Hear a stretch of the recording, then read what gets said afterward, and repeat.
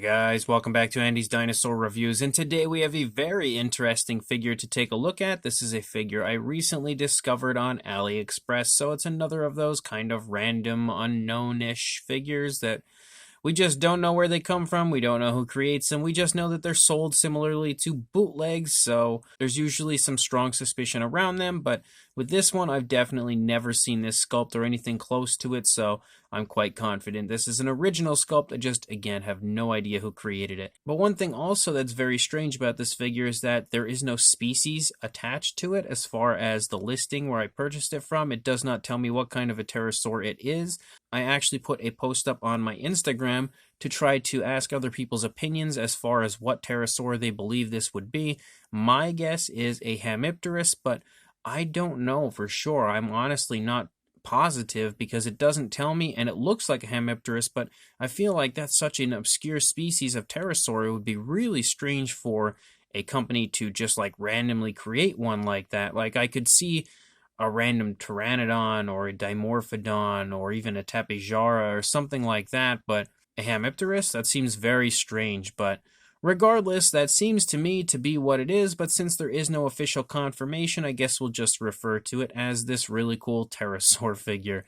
But again, it's actually a very similar figure to the recent Sticky Moloch that I had reviewed, where it's sort of like a rubbery feel, like it's really, really soft. It's not like one of them soft, squishy feel figures, but it's just made of a rubber, like almost a real feel, I guess you could say, kind of figure, but it actually looks really cool. It's in a standing pose, and I do quite like that. And overall has a very nice looking sculpt with some pretty nice detail and not half bad of a paint job. So let's go ahead and jump straight to a closer look at this right now. So starting up here at the head sculpt of the pterosaur, you can see the beak is pretty nicely sculpted. We have some decent looking detail included within, and we also have some nice detail up there in the crest of the pterosaur, which looks pretty cool. We have like a very dark coloration, almost like a very dark, like really dark purple for that crest area. It almost comes off as like a black or a really dark gray, but it kind of has a slight purplish tint to it here in person. But as you can see, the beak itself is painted with a red, and it looks really cool, and it's only the upper part of the beak that's painted with a red. Here we have a nice yellow, so there is some variation of color to the beak. You can see the nostrils sculpted out right there quite nicely, as well as, again, some pretty nice texturing to the course of the beak. We do have the mouth in an open position, and the teeth are sculpted. They are also painted, but they're not painted all that well. They're a little sloppy, and they're painted with a gray, which is a very strange choice as far as coloration goes for the teeth. The teeth on the inside of the mouth don't seem to have any paintwork to them at all, but the outside of the mouth definitely has like a grayish tone of color to them, which certainly wouldn't have been my first choice of color for teeth, but I mean, it is what it is. At least they painted them at all, which is a plus. We do have the tongue on the inside of the mouth sculpted out, and it's also painted with a pinkish coloration. It's a little sloppy as far as that paintwork goes, but not terrible. We have some detail, kind of, for the inside of the mouth on the upper side, but not really much of anything going on in there. As you reach back here into the eyes are painted and sculpted quite nicely. You can see they're painted with kind of like a black sort of splotchy ring around the eye, and then the eye itself actually is painted with like a pinkish tone, or almost like a peach, and then a black pupil, and they do sport a gloss coat, which is a plus, so that adds at least a little element of realism to the figure. As you reach back past the eye area, you can actually take note to the fact that the skull shape is quite nicely displayed in the sculpt as well. You can pick out the ear there as well, and you can also pick up on some really nice pycnofibers that have been added to the figure, and they're also nicely dry brushed out. So you can see as the coloration changes as we get closer back here to the face, it transitions from this red and yellow to kind of like an off-white, and then there's like a brown dry brushing they've applied to make all of those pycnofibers, pop pretty nicely throughout. There's a little extra color variation on this side as we have more of a yellow in the face, but this side it's more of a white. So that's actually very similar to the Sticky Moloch, where it was like really inconsistent as far as the paintwork goes. I mean, if you take one side and look at it compared to the other side, it looks good on that side. It's just not super consistent to what you see on the opposite side. As you move down the course of the neck, you have some really nice detailing in that neck, and of course lots and lots of pycnofibers up here on the back of the pterosaur. You can pick out the throat here on the underside of the pterosaur, as well as kind of some pycnofibers down here. Seems as though the majority of the body is covered in those pycnofibers. As you reach the wing, it transitions from that kind of off-white color to now a red, similar to what we see on the beak, but it also transitions to some oranges and yellows. So there is some very nice color variation throughout the course of the wings of the pterosaur. And the detailing of the wings, being that it's in a standing position, is really nicely done. Like, the skin texture is gorgeous looking as far as the way it's sculpted, and all of the creasing and wrinkling of the wing as it's folded looks incredibly well done. Very, very nicely done detail for something that, again, is a figure that's entirely unknown to me as far as who created it. It's sad that they create really cool figures like this and then don't even take credit for it, but it is a very nicely sculpted out area of this pterosaur, would be the wing, and the way that, again, the skin in the wings is like bent and folded, as well as the actual texturing to the wings. It looks great. And then you can see the hand down here is also painted with an alternate variation of color, as we have kind of like a tone of brown and then some black nail paint right there for the hands. The nail paint's a little sloppy, but it could definitely be worse.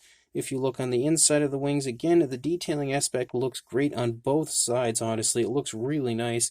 You can see the tail right here as we lead down the back into the lower part of the pterosaur. You also can pick out the spinal column right there, as well as kind of like just the structure of the pterosaur in general. You also can see the legs leading down here. You can pick out the leg right here leading down the entire course of the figure. Again, a little extra area of like that skin flap, which also sports a light hint of that reddish coloration.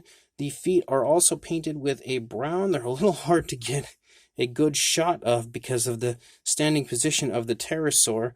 But there you can see that there is a shade of brown on the feet. There's also some nice scoots down the course of the toes. If my camera would focus on it, just really does not want to. There we go. You can see that there's some scoots down the toes, again painted with black nail paint, which looks pretty nice. The underside of the pterosaur also looks really good. You can see the pycnofibers are abundant throughout both the upper and underside of the pterosaur. You can pick out the stomach region, kind of the rib cage a little bit right there, even some chest muscles. And again, the detailing of the pterosaur on the underside also looks really nice, just like it did up there on the top of the pterosaur. So honestly, it's a really nice looking figure. Again, no specific species name given to it or associated with it, but in my opinion, again, it looks like a Hamipterus, but it could be something else. I really have no idea what they were going for, but it definitely is a pretty darn nice looking pterosaur figure. As far as a size goes for our pterosaur, I'm not sure where the best place to measure it would be. So from the tail to the tip of the beak, you are looking at about 5.5 inches or 14 centimeters. It might be a little longer if we go from the end of the foot right there. About 6.25 inches or 16 centimeters if we go that route. For a height to the top of the head right there, you are looking at a little bit under about 4.5 inches or pretty much like 11 centimeters, maybe a little over 11 centimeters in height. For a size comparison, there is Mr. Papo T-Rex, the Attack Pack Colovosaurus, and Robert Muldoon from the Mattel Jurassic World toy line in comparison to our random unknown pterosaur figure, and you can see that it does sport a pretty nice size to it. It's not huge. Not by any means is it a big figure, but it's also not a small figure. For being a pterosaur, it actually does sport a fairly impressive size, and you can hopefully see that in comparison to these figures right here. So as far as this figure goes, it's another really fun figure from Aliexpress. I absolutely have a blast finding these figures and discovering them. I'm like honestly always searching Aliexpress for the next random unknown figure that I can find, because I just get such a joy of finding these figures, and they're usually so nice at times.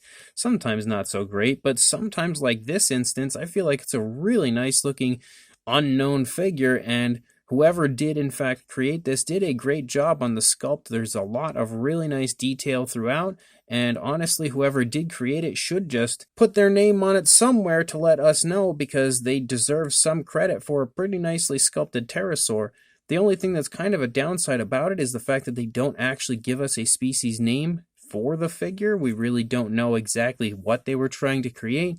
Again, my opinion, looks like a Hamipterus, may not be. I have no idea. You can basically take your own call and decide whatever you would like for it, but again, that's kind of what I feel like it looks like, and it definitely has a very nice, very striking appearance. The sculpt is really quite highly detailed, sporting a beautiful pycnofiber look for the majority of the figure, as well as some areas of some really nice skin texture and stuff like out on the wings, and the wings themselves are incredibly well done detail-wise, like a lot of really nice skin detail and skin folds and wrinkles and stuff for the standing position the Pterosaur is in. The paintwork is also pretty nice. It's not great, but it's not bad either. It definitely has some pretty nice looking coloration used and some fairly realistic and natural coloration used. Maybe not the most naturalistic colors for a Pterosaur, or at least the tones of color used may not be, but at the same time, it does definitely have a striking and really quite interesting look to it. Unfortunately, it's not super consistent as far as the application of the paint goes, where we see like yellow on one side of the face, not really on the other side of the face, and the teeth are really kind of sloppy as far as the paintwork goes.